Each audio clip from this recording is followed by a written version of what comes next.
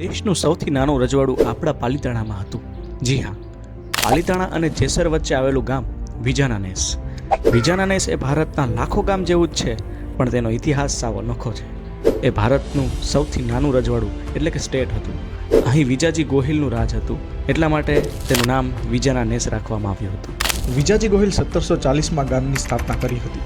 આઝાદી પહેલાં દેશમાં 562 રજવાડા હતા અને એમાં 200થી વધારે એકલા સોરઠમાં હતા. સ્વાભાવિક રીતે જ અનેક રજવાડાઓ હોવાને કારણે કેટલાય રજવાડા એટલા નાના હતા કે જોરથી પથ્થર ફેંકવામાં આવે તો પથ્થર બીજા રજવાડાની સરહદમાં જઈને પડે. વિજાનાનેસ એવું જ અત્યંત નાનું રજવાડું હતું, જેને રાજ્ય તરીકે ઓળખવા ખરેખર તો રજવાડાની વ્યાખ્યા નવેસરથી કરવી પડે, પરંતુ ઐતિહાસિક નોંધો પ્રમાણે એ સૌથી નાનું રજવાડું હતું.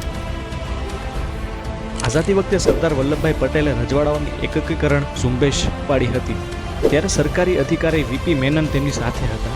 વિલીનીકરણ પછી મેનને અનુભવોનું પુસ્તક લખ્યું, the story of integration of Indian states.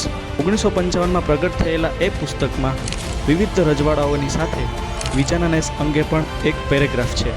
એ પેરેગ્રાફમાં લખ્યા પ્રમાણે સૌથી નાના રજવાડાઓનો વિસ્તાર 0.29 ચોરસ માઇલ એટલે કે 0.25 ચોરસ કિલોમીટર હતો અને વસ્તી 206 લોકોની હતી અને રાજ્યની વાર્ષિક આવક માત્ર ₹500 હતી.